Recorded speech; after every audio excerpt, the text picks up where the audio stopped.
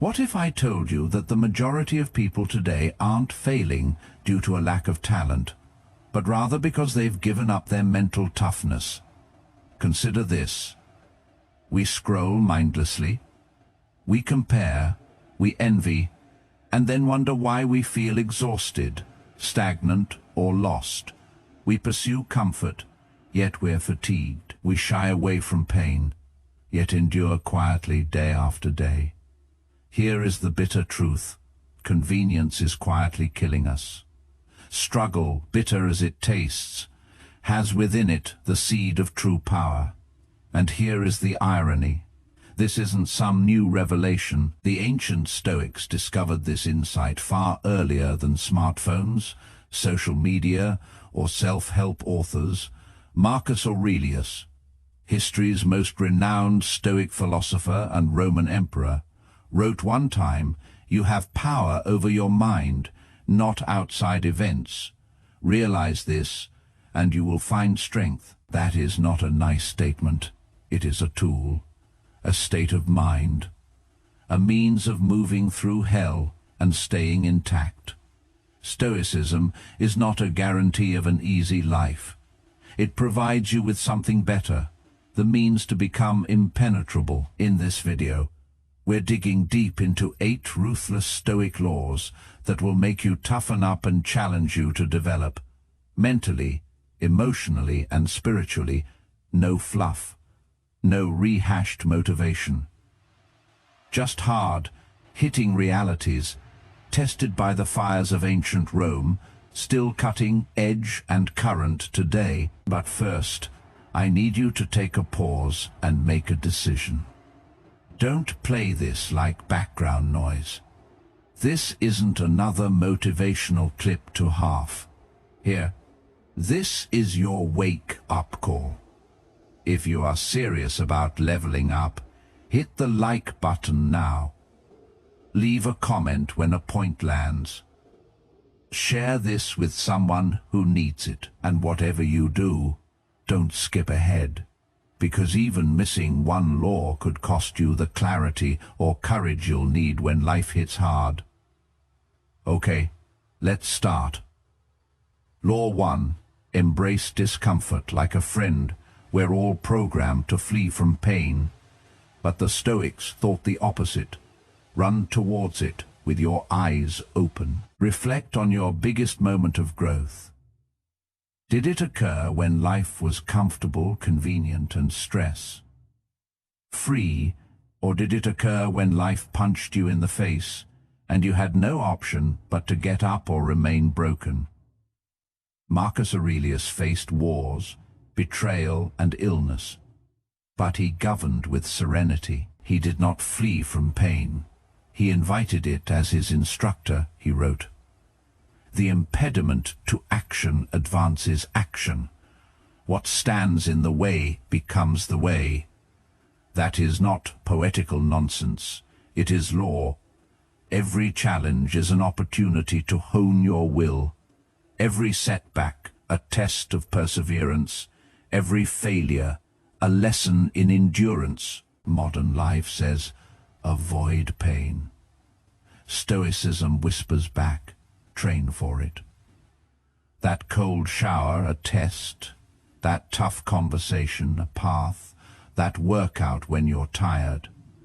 That's where character is forged.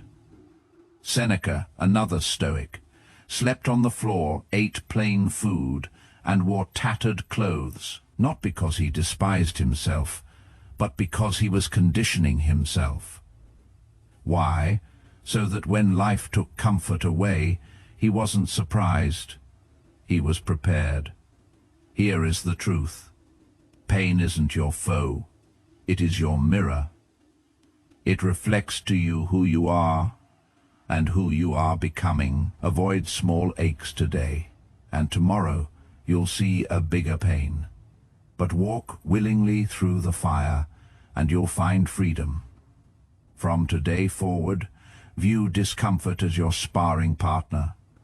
It will bruise you, but it is strengthening you. Choose one discomfort today: cold shower, tough conversation, sitting with tedium, and lean into it. That is how warriors are forged. Post this in the comments as your declaration. Discomfort is my training ground. Law 2. Stop being owned by your emotions. How many times do your feelings dominate your day? Someone hurts you. You blow up, plans change. Your attitude implodes. You don't feel like it. So you skip the gym, the work, the self-discipline.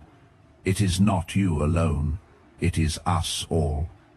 But here is the harsh reality. If you are controlled by your feelings, then you are their slave. And the Stoics felt that slavery to emotion was more terrible than chains made of iron. Epictetus himself, once a slave and then a Stoic instructor, stated, "Any person capable of angering you becomes your master. They can anger you only when you permit yourself to be disturbed by them." Consider that rude stranger who cut you off at the light. You just gave him your peace. That break. Up. You gave it your identity. That one harsh online comment. You gave it your happiness. That one thoughtless insult. You gave it your serenity. This is where Stoicism intervenes. It doesn't ask you to repress emotions or just act as if they're not there. Rather, it shows you how to observe them, be aware of them, and then act rather than react. Consider the contrast between a child and a Stoic. A child throws a tantrum. A Stoic sits in the tempest and reflects. Marcus Aurelius, the most powerful man in his time, sat and wrote in his personal diary, what we now call meditations.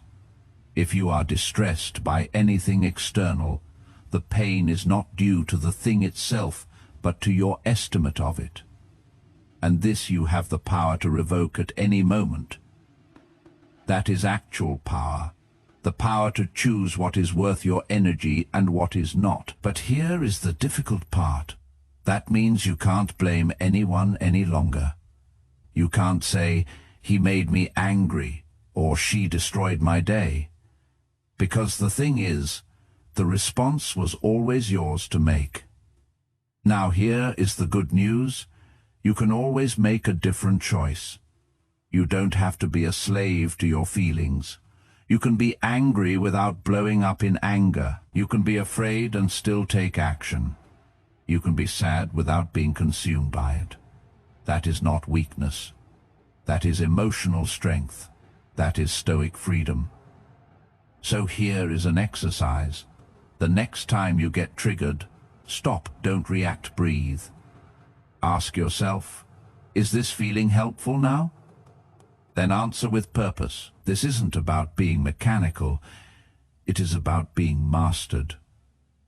When you no longer let your emotions master you, you get calm, clear, and stable.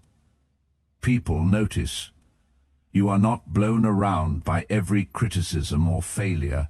You are anchored, and in today's emotionally turbulent times, that sort of stability isn't just uncommon. It is magnetic. True growth starts when you stop being a puppet and begin being the master. Law 3. Stop expecting fairness. One of the fastest ways to hurt is to hope that life will be fair. Let that resonate for a second. You work hard and someone more laid back gets the promotion you love with all your heart, and they leave you. You do the right thing, and you end up getting punished anyway. And then the anger boils up. This isn't fair. But here is the Stoic reality. Justice is not a cosmic law. It is a myth we create. Marcus Aurelius himself said, "You can commit injustice by doing nothing." Even Emperor of Rome, he saw injustice all around him every day.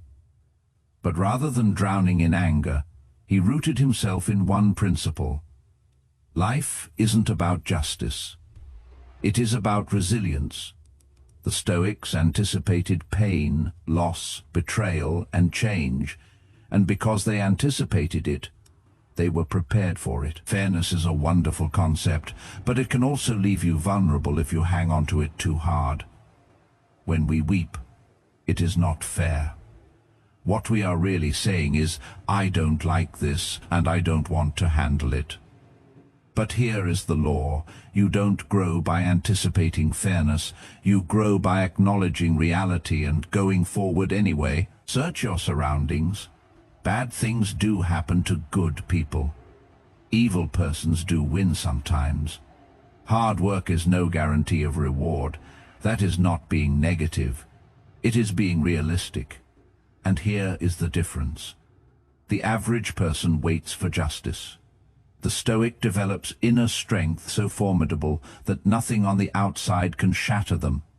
This doesn't involve being cold or callous. This involves not waiting for the world to be kind to you before being kind to yourself with strength and dignity. It was said by Seneca, sometimes even to live is an act of courage, particularly when life seems unjust. So what do? You take radical responsibility, not because everything is your fault, but because it is always your move. You don't control how life strikes, but you always control how you respond.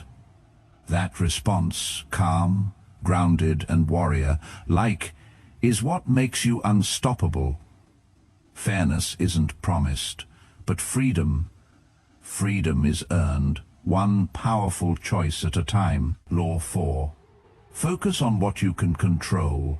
Let go of the rest. The Stoics felt that your real power resides in a very small, particular location, within the limits of what you can control. Everything else, let it go. Epictetus said it best. Make the best use of what is in your power, and take the rest as it happens. Here is the trap that everyone tends to fall into. They attempt to manage everything that was never their control in the first place. They attempt to control other individuals, try to predict the future, or become fixated on the outcomes. And then they're surprised that they feel anxious, powerless, and angry. But let's dissect it. What is actually within your control? Your thoughts, your decisions, your actions, your reactions.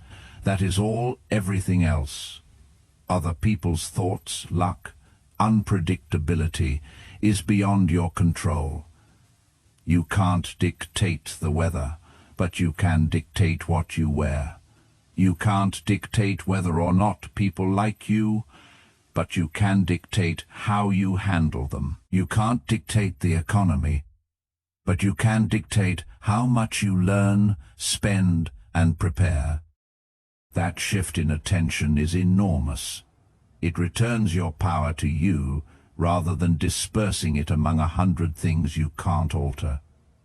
You no longer get pulled in 1,000 different directions and stand firm in your own actions.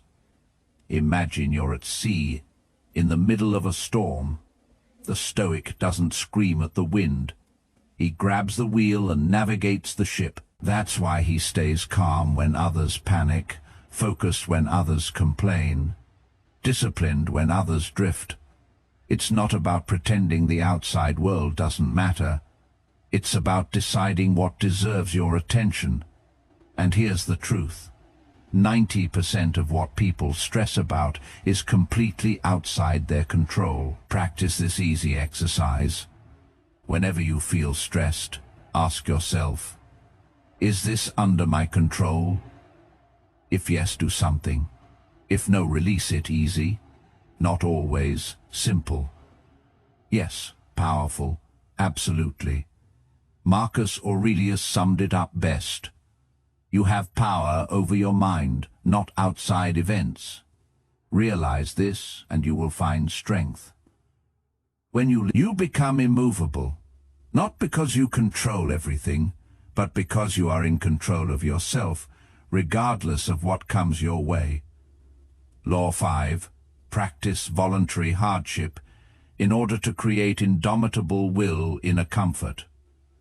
Addicted world, discipline is a superpower. The Stoics didn't wait for the world to try them. They tried themselves first, not to punish, but to prepare, not to suffer, but to get stronger. Seneca once said, "Set aside a certain number of days during which you shall be content with the scantiest and cheapest fare, with coarse and rough dress, saying to yourself, 'Is this the condition I feared?'" That was self-imposed austerity, a voluntary discomfort to create a mind that would not crack under actual pressure. Now contrast that with contemporary life. Most individuals shun discomfort at all costs. They never miss a meal. They never sit in quiet. They never do without convenience. Yet when actual difficulty comes, they panic, they crack, they blame. The Stoic differs. They have already conditioned themselves for the difficult days. They've worked at hunger, exhaustion, rejection, tedium, and struggle. That does not render them invulnerable. It makes them flexible. You don't develop willpower through inspiration. You develop it through purposefully doing what your comfort-seeking mind resists. Self-imposed deprivation may involve fasting for 24 hours to show you are in charge of your desires, taking an ice-cold shower when your body yells no refusing a luxury that you can afford, purely to hone your restraint, getting up at dawn to train when every fiber of your being wants the bed. These small decisions add up. You become lethal over time, not because you are brutal to yourself, but because you've learned the truth. It is not comfort that makes you strong. It is challenge, and when adversity comes, as it always will, you don't flee, you smile, because you've already been through fire voluntarily. Marcus Aurelius experienced plagues, wars, and treachery, but he wrote with lucidity and serenity. Why? Because adversity did not surprise him. He anticipated it. And when you anticipate adversity, it no longer has the power to immobilize you. So rather than saying, "How can I make life simpler?" say, "How can I make myself tougher?" Practice feeling hungry. Practice being bored. Practice feeling tired or rejected, and stay on track with it all. Because someday life is going to put more in front of you than you believe you can manage, and when it does, you are going to get up. Law 6. Detach from outcomes. Fall in love with the process we've been conditioned to obsess over results. Get the job, win the deal, hit the goal, earn the money, gain the approval, but Stoicism flips the script. Stop chaining your worth to the outcome and master your process instead. Why? Because outcomes are never certain, but your application, that is always within your power.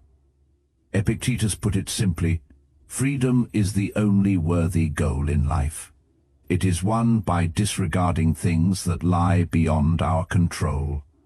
When you hold on to results, you create the potential for disappointment. You exercise at the gym for a week, don't have abs, and give up. You start a project, it doesn't fly, and you feel worthless. You care for somebody, they leave, and you break down. But what if the actual victory was never in the outcome at all? What if the win was in being present, in the doing of the work, the writing, the building, the thinking, the learning, the discipline itself? That is the Stoic philosophy, because when you fall in love with the process, you can't possibly lose. And even if the result isn't what you envisioned, you've already won through effort, expansion, and mastery.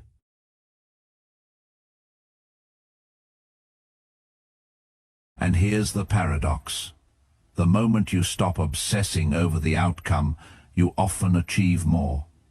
Why? Because you're no longer desperate, reactive, or chasing validation. You're grounded in action. You're steady. You're dangerous in the best way. Marcus Aurelius wrote, "Never let the future disturb you. You will meet it. if you have to, with the same weapons of reason you have today.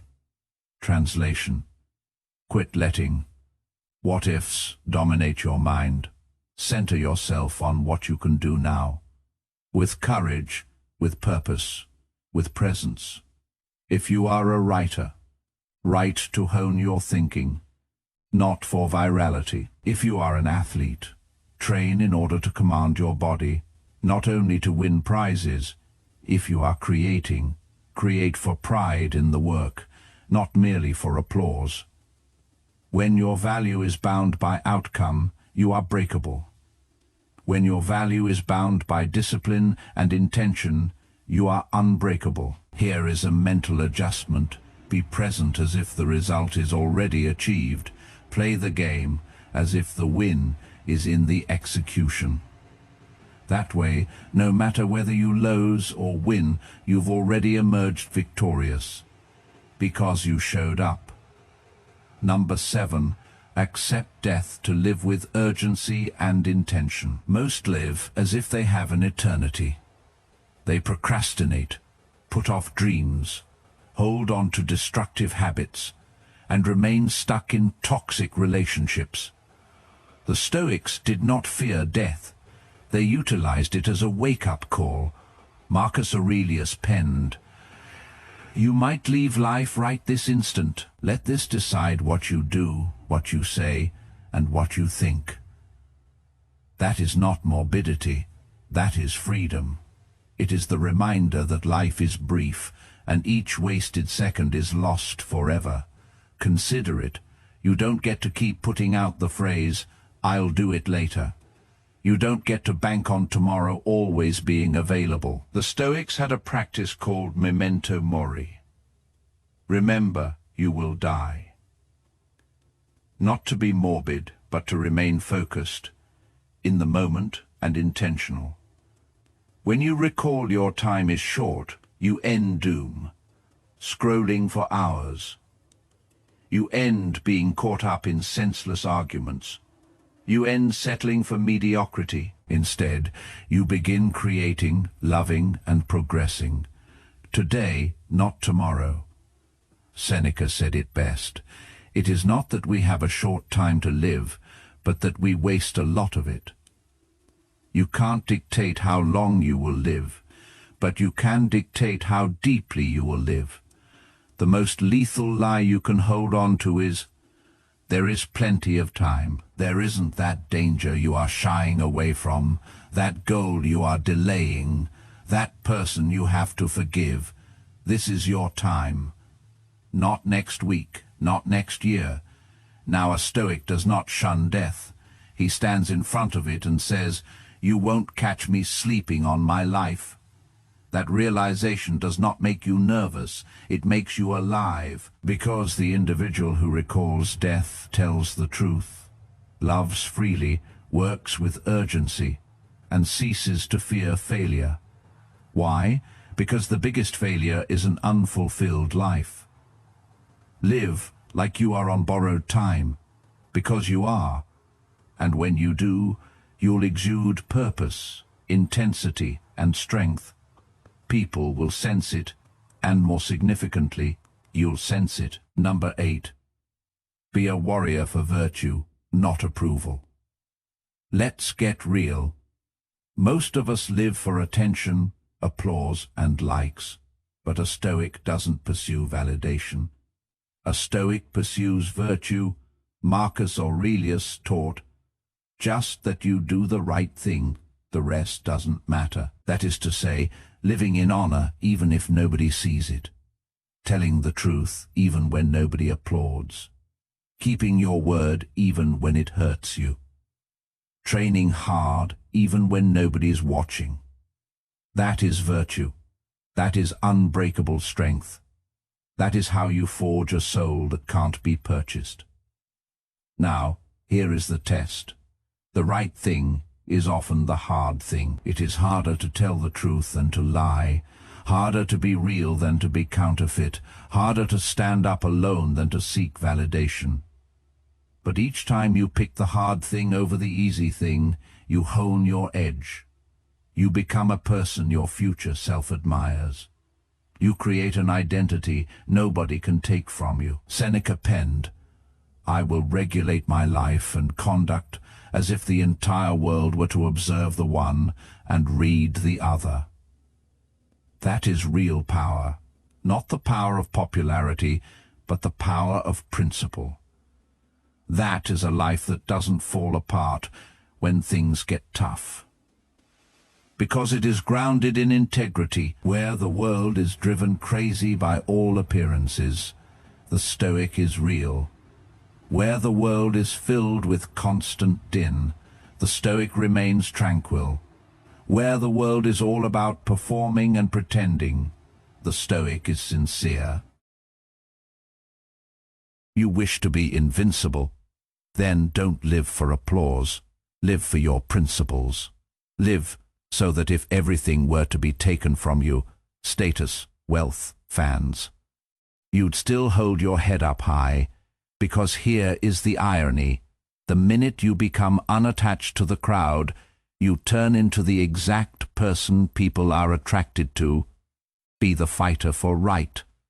And if the journey calls for walking alone, then walk with the certainty that it is the only journey that truly matters.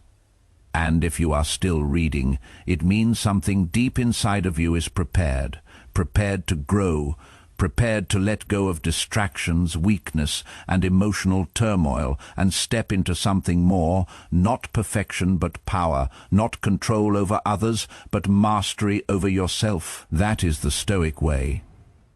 It does not offer comfort. It gives clarity. It does not give you ease. It provides direction.